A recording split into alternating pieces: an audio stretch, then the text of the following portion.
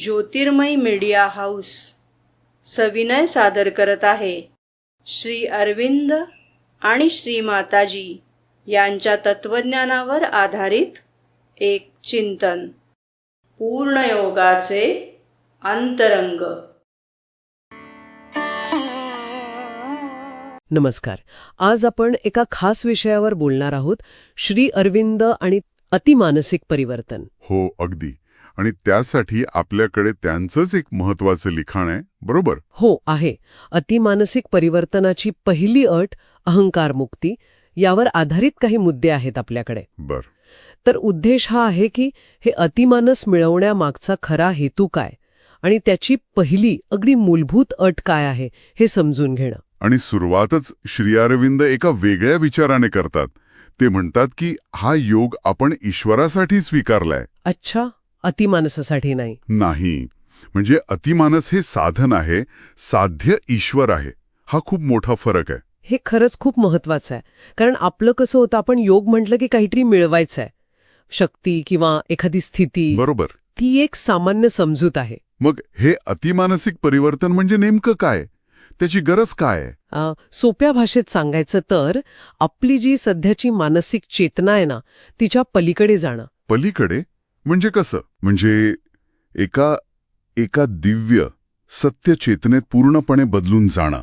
आणि हे फक्त स्वतःच्या सुखासाठी किंवा मोठेपणासाठी नाहीये. अच्छा, मग कशासाठी आहे हे सगळं? मुद्दा असा आहे की आपलं आणि या विश्वाचं जे मूळ सत्य आहे, दिव्य सत्य, त्या सत्याशी आपलं नातं अधिक घट्ट व्हावं, अधिक परिपूर्ण.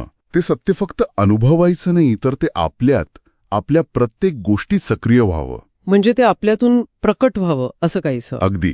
त्यासाठी त्या सत्य चेतनेची म्हणजे अतिमानसाची गरज आहे. ते नसेल तरी शक्य नाही. समजलं.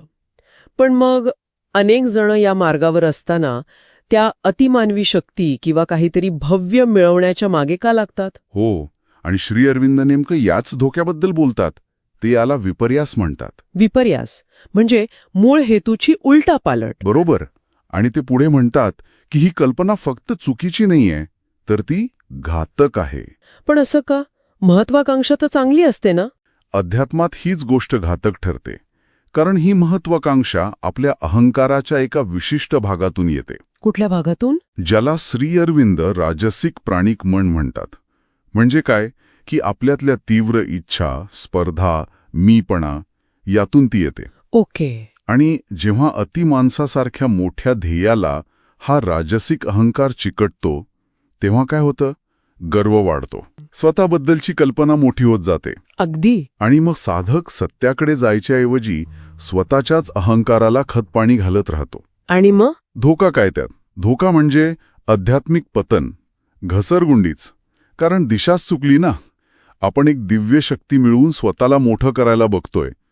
हे ऐकल्यावर असं वाटते की सगळ्यात मोठा शत्रू किंवा अडथळा बाहेर नाहीये, तो आपल्या आतच आहे, आपला अहंकार. अगदी बरोबर बोललात.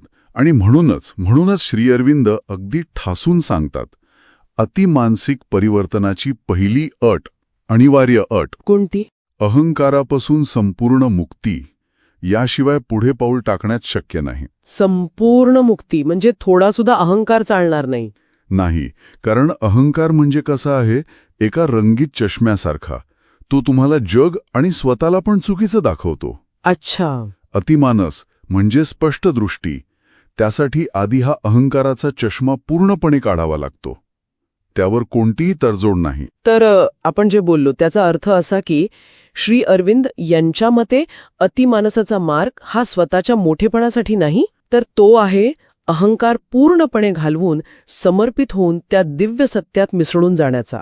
आणि सुरुवात होते अहंकार मुक्तीने. ही पहिली आणि कदाचित सगळ्यात अवघड पायरी आहे. बरोबर. आणि ही पहिली अटच आपल्याला आध्यात्मिक यश किंवा प्राप्ती या कल्पनांबद्दल पुन्हा विचार करायला लावते, नाही का? खरंय. म्हणजे काहीतरी मिळवण्यापेक्षा स्वतःला मिटवणं किंवा समर्पित करणं जास्त महत्वाचं ठरतं इथे. बरोबर. त्यावर विचार करायला हवा.